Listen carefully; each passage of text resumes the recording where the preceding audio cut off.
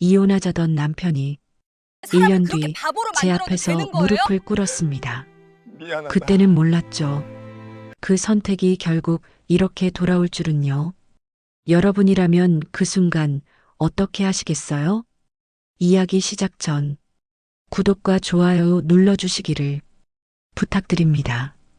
영상 제작에 큰 도움이 됩니다. 이제 이야기를 시작할게요. 1.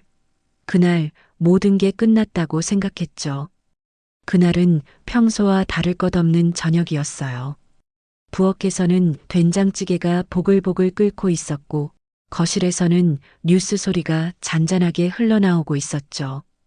이렇게 평범한 하루가 제 인생을 완전히 바꿔놓을 거라고는 정말 단 한 번도 생각해 본 적 없었어요. 남편은 평소보다 조금 늦게 집에 들어왔어요. 문이 열리는 소리가 들렸지만, 다녀왔어. 라는 말은 없었죠. 그 순간부터였어요. 뭔가 이상하다는 느낌이 조용히 그러나 분명하게 가슴 한쪽을 파고들기 시작한 게 말이에요. 저는 아무렇지 않은 척 부엌에서 고개만 살짝 내밀었어요. 왔어요? 밥 차려놨어요. 그렇게 말했지만 남편은 신발도 벗지 않은 채 한참을 서 있더라고요. 그리고는 정말 아무렇지도 않다는 듯 입을 열었어요. 우리 그만하자. 그 한마디였어요. 순간 귀를 의심했죠. 제가 잘못 들은 줄 알았어요. 뭐라고요? 저도 모르게 되물었어요. 하지만 남편은 같은 말을 조금 더 또박또박 반복했어요. 이혼하자고. 그 말이 이렇게 아무 감정도 없이 툭 떨어질 수 있는 말이었나요? 저는 한동안 아무 말도 할 수 없었어요. 머릿속이 하얘진다는 게 바로 이런 거구나 싶었죠. 갑자기 왜 이래요? 무슨 일 있어요? 겨우 입을 열었지만 제 목소리는 이미 떨리고 있었어요. 남편은 한숨을 쉬더니 눈도 마주치지 않은 채 말했어요. 지쳤어. 그냥 다 지쳤어. 그게 이유였어요. 싸운 것도 아니었고 큰 문제가 있었던 것도 아니었어요. 그저 지쳤다는 이유 하나로 수십 년을 함께한 결혼을 끝내자는 거였죠. 그 말을 듣는 순간 가슴이 쿵 하고 내려앉았어요. 억울함도 분노도 아니었어요. 그보다 먼저 든 감정은 허무함이었죠. 나는요? 저도 모르게 물었어요. 나는 어떻게 해요? 그 질문에 남편은 잠시 말을 멈추더니 아주 짧게 답했어요. 각자 살면 되잖아. 그날 저는 알았어요. 같은 집에서 살고 있어도 마음이 떠난 사람은 이미 남이 되어버린다는 걸 말이에요. 그렇게 저의 결혼은 단 한 번의 저녁 식사도 하지 못한 채 끝을 향해 조용히 무너지고 있었죠. 그때는 몰랐어요. 1년 뒤 그 사람이 제 앞에 다시 나타나 무릎을 꿇게 될 거라는 걸 말이에요. 그리고 그 이유가 제가 상상했던 것과는 전혀 다른 것이었다는 것도요. 그렇게 남보다 못한 사이가 되었죠. 그날 이후로 집안 공기가 완전히 달라졌어요. 같은 공간에 있는데도 서로 다른 세상에 있는 사람처럼 말 한마디 제대로 섞지 않게 되었죠. 남편은 더 이상 아무 설명도 하지 않았어요. 왜 지쳤는지, 언제부터였는지, 혹시 다른 이유가 있는 건 아닌지. 저는 묻고 싶었지만 더 묻는 게 더 비참해질 것 같아서 입을 다물게 되었어요. 식탁에 마주 앉아도 숟가락 부딪히는 소리만 들렸고 눈을 마주치는 일은 점점 사라졌죠. 그 시간이 참 길게 느껴졌어요. 어느 날 밤이었어요. 남편이 먼저 말을 꺼냈죠. 서류 준비해놨어. 그 말에 심장이 덜컥 내려앉았어요. 이혼 서류야. 이미 끝났다는 걸 머리로는 알고 있었는데 그 종이 한 장이 모든 걸 현실로 만들어버렸어요. 저는 한참 동안 그 서류를 바라보기만 했어요. 제 이름, 남편 이름, 그리고 이혼이라는 단어까지 이렇게 쉽게 끝나는 관계였나 싶었죠. 꼭 이렇게 해야 해요? 마지막으로 물어봤어요. 혹시라도, 정말 혹시라도 돌아설 여지가 있을까 싶어서요. 하지만 남편의 대답은 예상과 다르지 않았어요. 이미 결정한 거야. 그 한마디였어요. 더 이상 붙잡을 수 없다는 걸 그때 확실히 알게 되었죠. 손이 떨렸어요. 펜을 잡는 순간 눈물이 쏟아질 것 같았지만 꾹 참고 서명을 했어요. 사인 하나로 수십 년의 시간이 정리되는 순간이었죠. 그렇게 우리는 법적으로도 남이 되었어요. 이상하게도요. 이혼하고 나서야 더 실감이 나더라고요. 집이 너무 조용했어요. 현관에 놓여있던 남편 신발도, 욕실에 걸려있던 수건도 아무것도 남아있지 않았죠. 그 빈자리가 생각보다 훨씬 크게 느껴졌어요. 밤이 되면 괜히 TV를 켜놓고 잤어요. 소리라도 있어야 덜 외로운 것 같았거든요. 내가 뭘 그렇게 잘못했을까? 혼잣말이 점점 늘어났어요. 답도 없는 질문을 계속 반복하게 되더라고요. 그렇게 저는 하루하루를 버티듯 살아갔어요. 그러다 문득 이런 생각이 들었죠. 이대로는 안 되겠다. 무너진 건 맞지만 여기서 끝낼 수는 없다는 생각이 조금씩, 아주 조금씩 마음속에서 올라오기 시작했어요. 그게 제 인생 두 번째 시작에 아주 작은 신호였죠. 그리고 그 선택이 1년 뒤 그 사람을 제 앞에 무릎 꿇게 만드는 결정적인 이유가 될 줄은 그때는 전혀 몰랐어요. 3. 무너진 자리에서 저는 다시 일어났죠. 이혼 후 첫 몇 달은 정말 숨만 쉬고 살아가는 느낌이었어요. 아침에 눈을 뜨면 오늘은 어떻게 버티지? 그 생각부터 들었죠. 누군가와 함께 살다가 혼자가 된다는 건 생각보다 훨씬 큰 변화였어요. 밥 한 끼를 먹는 것도, TV를 보는 것도, 심지어 잠을 자는 것까지도 모두 어색하게 느껴졌죠. 하지만 그렇게 계속 무너져 있을 수만은 없었어요. 어느 날이었어요. 거울을 보는데 제 얼굴이 너무 낯설더라고요. 예전에 저는 어디에도 없었어요. 늘 누군가의 아내로 살았던 모습, 가정을 위해 참고 견디던 모습만 남아 있었죠. 그때 처음으로 이런 생각이 들었어요. 이제 나를 위해 살아보자. 그날 이후로 조금씩 바꾸기 시작했어요.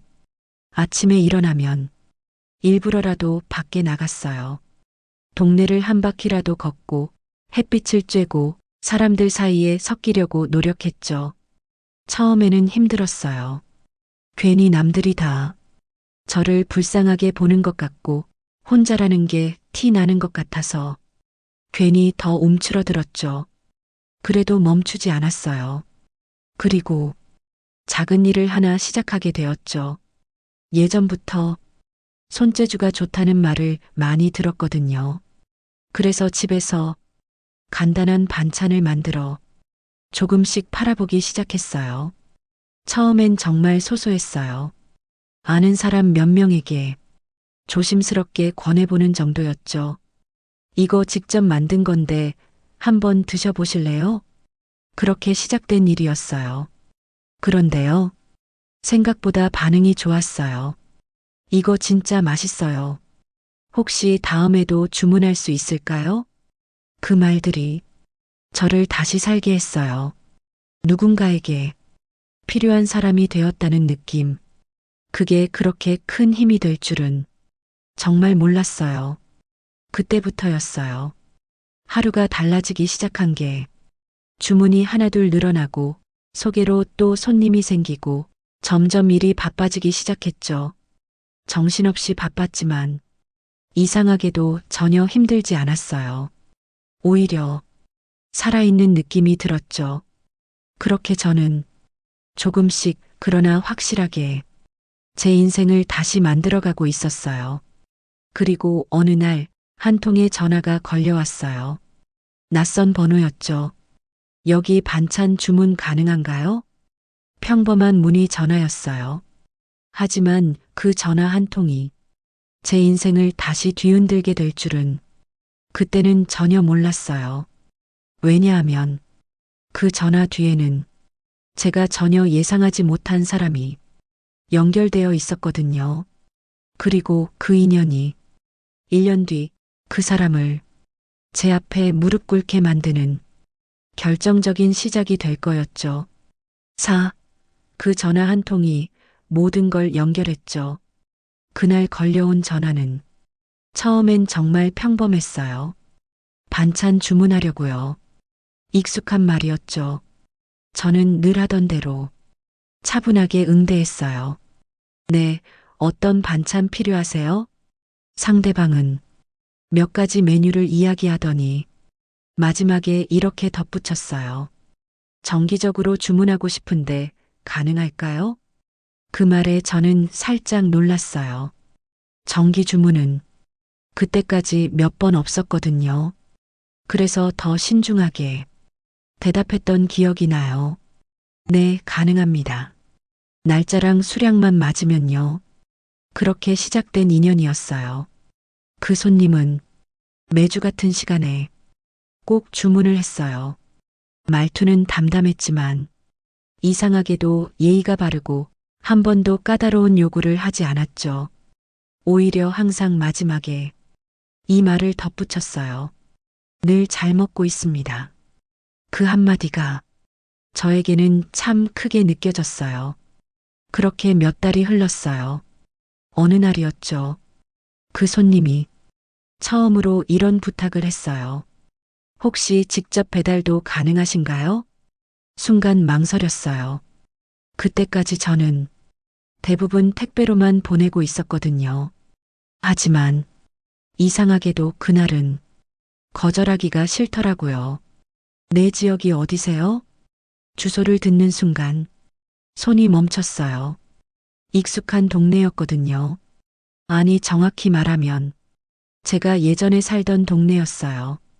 심장이 괜히 빨리 뛰기 시작했죠. 그래도 애써 아무렇지 않은 척 대답했어요. 네, 가능합니다.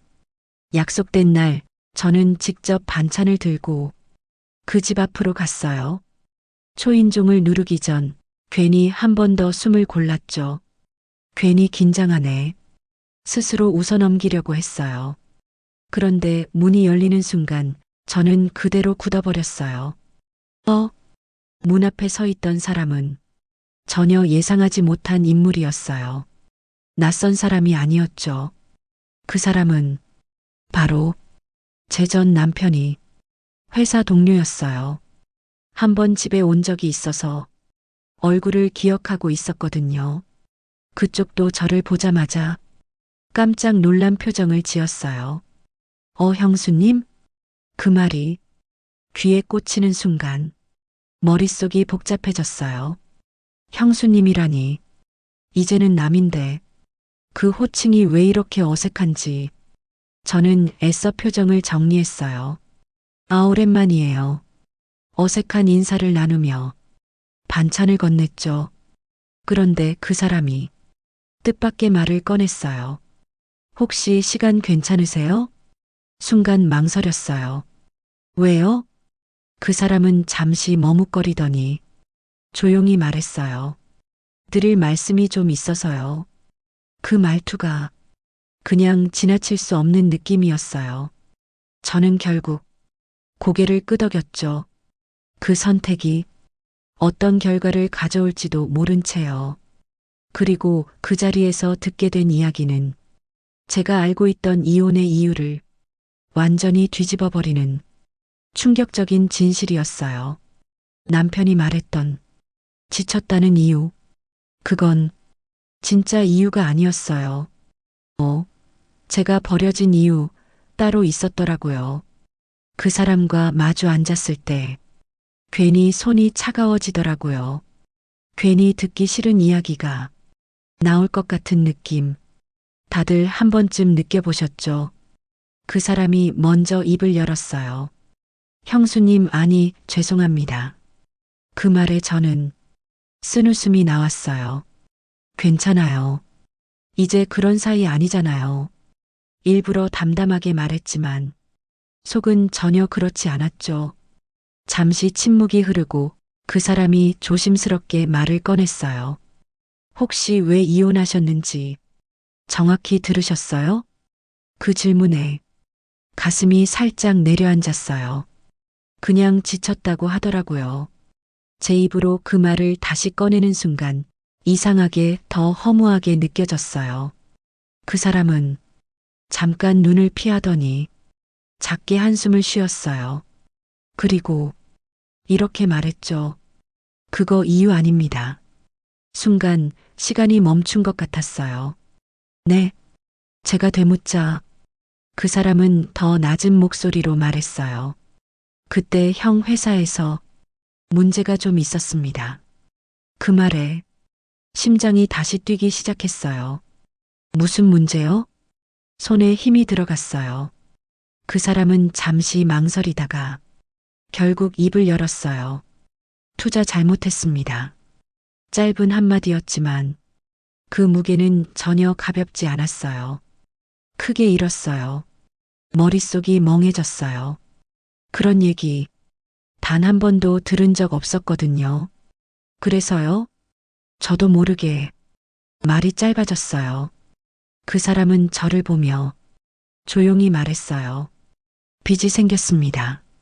그 순간 모든 퍼즐이 조금씩 맞춰지기 시작했어요. 이혼하자던 그날의 표정, 눈을 피하던 태도, 아무 설명도 하지 않던 이유까지. 하지만 그게 전부는 아니었어요. 그 사람은 결정적인 말을 이어갔어요. 형수님까지 힘들게 하고 싶지 않았답니다. 순간 숨이 막히는 느낌이었어요. 그래서 일부러 나쁜 사람 된 겁니다. 그 말이 가슴 깊숙이 꽂혔어요. 저는 한동안 아무 말도 할 수 없었어요. 그저 멍하게 그 사람 얼굴만 바라봤죠. 혼자 감당하려고 아무 말도 안 한 겁니다. 그 설명을 듣는 순간 머릿속이 뒤집혔어요. 제가 알고 있던 이혼은 완전히 다른 의미가 되어버렸죠. 버려진 게 아니었어요. 밀어낸 거였어요. 저를 지키려고. 그런데요. 이상하죠. 그 사실을 알게 됐는데 눈물이 나기보다는 화가 먼저 나더라고요. 그래서요. 저도 모르게 목소리가 올라갔어요. 그래서 그렇게 사람을 바보로 만들어도 되는 거예요? 그 사람은 아무 말도 못했어요. 저는 멈추지 않았어요. 말 한마디면 됐잖아요. 같이 버티자고 한 번만 말해줬으면 됐잖아요. 그게 더 아팠어요. 혼자 결정하고 혼자 끝내버린 그 선택이 그건 배려가 아니라 저를 완전히 배제한 거였으니까요. 그날 저는 처음으로 울지 않았어요. 대신 마음이 단단해졌어요. 그래, 이제 진짜 끝이다. 그렇게 생각했죠. 그런데 그 선택이 결국 1년 뒤 그 사람을 제 앞에 무릎 꿇게 만들게 될 줄은 그때는 아직 몰랐어요. 왜냐하면 그가 감당하지 못한 그 빚이 결국 저와 다시 얽히게 되는 결정적인 이유가 되거든요. 6. 다시 만난 그 사람 완전히 달라져 있었죠. 그 이야기를 들은 이후로 저는 더 이상 과거를 돌아보지 않았어요. 이미 끝난 일이었고 이제는 제 삶이 더 중요했으니까요. 시간은 생각보다 빠르게 흘렀어요. 반찬 가게 일은 점점 더 바빠졌죠. 입소문이 나면서 주문이 눈에 띄게 늘었고 정기 고객도 많아졌어요. 어느새 저는 혼자 시작했던 일을 감당하기 어려울 정도가 되었죠. 그래서 작은 가게를 얻었어요. 처음으로 간판도 달고 사람도 한 명 쓰게 되었어요. 그날 가게 문을 열던 순간이 아직도 기억나요. 아, 나 다시 살고 있구나. 그 생각이 들었죠. 그렇게 제 삶은 완전히 달라지고 있었어요. 그리고 정확히 1년 뒤였어요. 평소처럼 바쁘게 가게를 정리하고 있는데 문이 열리는 소리가 들렸어요. 어서 오세요. 익숙하게 인사를 했죠. 그런데 대답이 없었어요. 이상하다 싶어서 고개를 들었는데 그 순간 시간이 멈춘 것 같았어요. 당신? 그 사람이었어요. 제 전 남편. 1년 만에 제 앞에 다시 나타난 거죠. 하지만 제가 알던 모습이 아니었어요. 옷차림은 어딘가 초라했고 얼굴은 눈에 띄게 수척해져 있었죠. 무엇보다 눈빛이 완전히 달라져 있었어요. 예전에 그 사람에게서 느껴지던 차갑고 단정한 기운은 사라지고 어딘가 무너진 사람의 느낌이었죠. 저는 아무 말도 하지 못했어요. 그 사람도 쉽게 입을 열지 못하더라고요. 잠시 어색한 침묵이 흐른 뒤 그가 먼저 말을 꺼냈어요. 잘 지냈어? 그 말이 이상하게 낯설게 들렸어요. 저는 짧게 답했어요. 네, 잘 지냈어요. 딱 그 정도였죠. 그는 가게 안을 천천히 둘러봤어요. 진열된 반찬들, 손님이 남기고 간 주문서, 그리고 저까지. 그 시선이 모든 걸 말해주고 있었어요. 제가 어떻게 살았는지 이미 다 본 것처럼요. 그리고 그 사람이 조용히 말했어요. 많이 달라졌네. 저는 대답하지 않았어요. 굳이 말로 할 필요가 없었거든요. 그는 한 발짝 다가왔어요. 그리고는 생각지도 못한 말을 꺼냈죠. 나 할 말 있어. 순간 가슴이 살짝 긴장했어요. 하지만 겉으로는 아무렇지 않은 척했죠. 여기서 할 얘기는 아닌 것 같은데요. 선을 그었어요. 그는 잠시 망설이다가 고개를 끄덕였어요. 잠깐만 시간 좀 내줄 수 있어? 그 말에 잠깐 고민했어요. 과거를 다시 마주하는 일은 쉽지 않았거든요.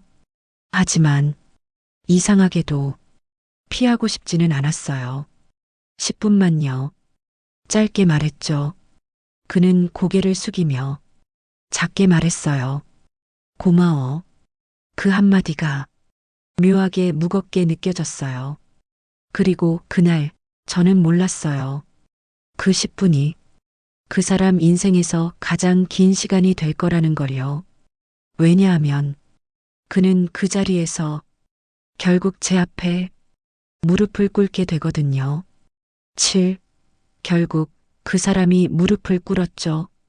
가게 문을 잠시 닫고 우리는 근처 공원 벤치에 마주 앉았어요. 봄이었는데도 공기가 이상하게 차갑게 느껴졌죠. 둘 사이의 거리도 그만큼 멀게 느껴졌고요. 한동안 아무 말도 하지 않았어요. 먼저 입을 열면 모든 게 무너질 것 같았거든요. 결국 그 사람이 먼저 말을 꺼냈어요. 미안하다. 그 한마디였어요. 1년 만에 듣는 말이었죠. 저는 가만히 그 말을 듣고만 있었어요. 이상하게도 그 말 하나로는 아무 감정도 올라오지 않더라고요. 그 말 지금 하려고 온 거예요? 담담하게 물었어요. 그는 고개를 저으며 말했어요. 그게 아니라 말을 이어가려다가 자꾸 멈추더라고요. 입술이 떨리고 있었어요. 그 모습을 보는데 예전에는 상상도 못했던 모습이라 오히려 더 낯설게 느껴졌죠. 회사 그만뒀어. 그가 어렵게 꺼낸 말이었어요. 저는 아무 반응도 하지 않았어요. 이미 예상하고 있었거든요. 빚이 생각보다 커졌어. 그 말도 조용히 이어졌어요. 바람이 한번 불어왔고 벤치 옆 나뭇잎이 흔들렸어요. 그 소리가 괜히 더 크게 들렸죠. 혼자 해결하려고 했는데 그는 말을 멈췄어요. 그리고 결국 고개를 떨궜죠. 그 순간이었어요. 그 사람이 천천히 자리에서 일어나더니 제 앞에 섰어요. 저는 고개를 들고 그를 바라봤어요. 그리고 그 사람이 그 자리에서 무릎을 꿇었어요. 부탁이다. 그 목소리는 이미 완전히 무너져 있었어요. 한 번만 도와줘. 그 말이 공기 속에 무겁게 가라앉았어요. 순간 시간이 멈춘 것 같았어요. 지나가던 사람들도 힐끗 쳐다보고 있었죠. 하지만 그 누구보다 놀란 건 저였어요. 그 사람은 절대 이런 행동을 할 사람이 아니었거든요. 자존심이 강하고 항상 당당했던 사람이었죠. 그런 사람이 제 앞에서 무릎을 꿇고 있었어요. 정리해야 할 돈이 있는데 그는 말을 이어갔어요. 나 혼자선 안 된다. 그 순간 모든 퍼즐이 완전히 맞춰졌어요. 왜 이혼했는지, 왜 아무 말도 하지 않았는지, 그리고 왜 지금 나타났는지까지. 하지만 이상하게도 제 마음은 흔들리지 않았어요. 저는 조용히 물었어요. 그래서요? 그는 고개를 들지 못한 채 말했어요. 내가 잘 된 거 알고 있다. 그 말이 묘하게 씁쓸하게 들렸어요. 가게도 잘 되고 그는 이미 제 상황을 다 알고 있었어요. 조금만 도와주면 그 말 끝을 흐렸어요. 저는 그를 한참 동안 바라봤어요. 그리고 천천히 입을 열었죠. 일어나세요. 차분하게 말했어요. 그는 움직이지 않았어요. 일어나라고요. 조금 더 단호하게 말했죠. 그제야 그 사람이 천천히 일어났어요.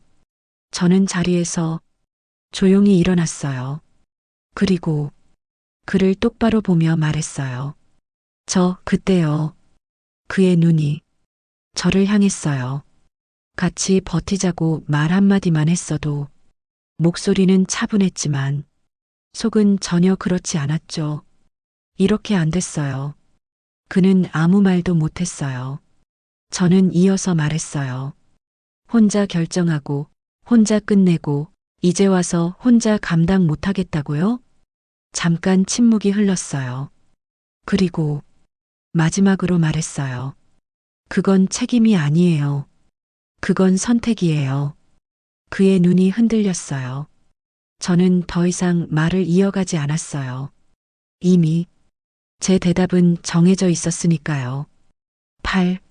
저는 제 인생을 선택했어요. 그 말을 끝으로 저는 더 이상 그를 보지 않았어요. 잠시 멈춰 서 있던 발걸음을 천천히 돌렸죠. 등 뒤에서 그 사람이 아무 말도 하지 못한 채 서 있는 게 느껴졌어요. 예전 같았으면요. 분명 돌아봤을 거예요. 한 번쯤은 망설였을지도 모르죠. 하지만 그날의 저는 다른 사람이었어요. 한 걸음 또 한 걸음 조용히 그 자리를 떠났어요. 뒤에서 작게 들리는 목소리가 있었어요. 한 번만. 그 말이 바람에 섞여 희미하게 들렸죠. 하지만 저는 끝내 돌아보지 않았어요. 그게 제가 저 자신에게 해주는 마지막 예의였거든요. 가게로 돌아오는 길 이상하게도 눈물이 나지 않았어요. 가슴이 아프지도 않았고요. 대신 마음이 아주 조용해졌어요. 마치 오랫동안 엉켜있던 실타래가 이제야 풀린 느낌이었죠. 가게 문을 열고 들어왔을 때 익숙한 냄새가 저를 맞이했어요. 제가 만든 반찬 냄새, 제가 만든 공간의 공기, 그 모든 게 이제는 제 것이었어요. 그때 문득 이런 생각이 들었어요. 아, 나 이제 진짜 혼자가 아니구나. 혼자인 게 아니라 비로소 나로서 살고 있다는 느낌. 그게 그렇게 따뜻하게 느껴질 줄은 예전엔 몰랐어요. 그날 밤 혼자 앉아 조용히 생각했어요. 그 사람과의 시간, 함께했던 날들, 그리고 마지막 선택까지 모두 다 제 인생의 일부였죠. 후회는 하지 않기로 했어요. 그때의 저는 그때 할 수 있는 최선을 다했으니까요. 그리고 지금의 저는 이제 제 삶을 스스로 선택할 수 있는 사람이 되었으니까요. 사람들은 가끔 이렇게 묻더라고요. 그래도 도와줄 수도 있었던 거 아니에요? 그럴 때마다 저는 그냥 웃어요. 그리고 이렇게 말하죠. 그건 제가 선택할 문제가 아니었어요. 이미 한 번 그 사람은 저를 선택하지 않았으니까요. 이번에는 제가 저를 선택한 거였어요. 그게 전부예요. 그리고 그 선택 덕분에 저는 지금 누구보다 단단하게 제 삶을 살아가고 있어요. 마이너스 마이너스 마이너스. 인생은요, 누가 나를 선택해 주느냐보다 내가 나를 선택하는 순간부터 완전히 달라지기 시작하죠. 여러분이라면 어떤 선택을 하시겠어요? 사람은요, 누가 나를 선택하느냐보다 내가 나를 선택하는 순간부터 달라지죠. 여러분이라면 그날 어떤 선택을 하셨을까요? 이 이야기가 마음에 남았다면 구독과 좋아요로 응원해 주세요.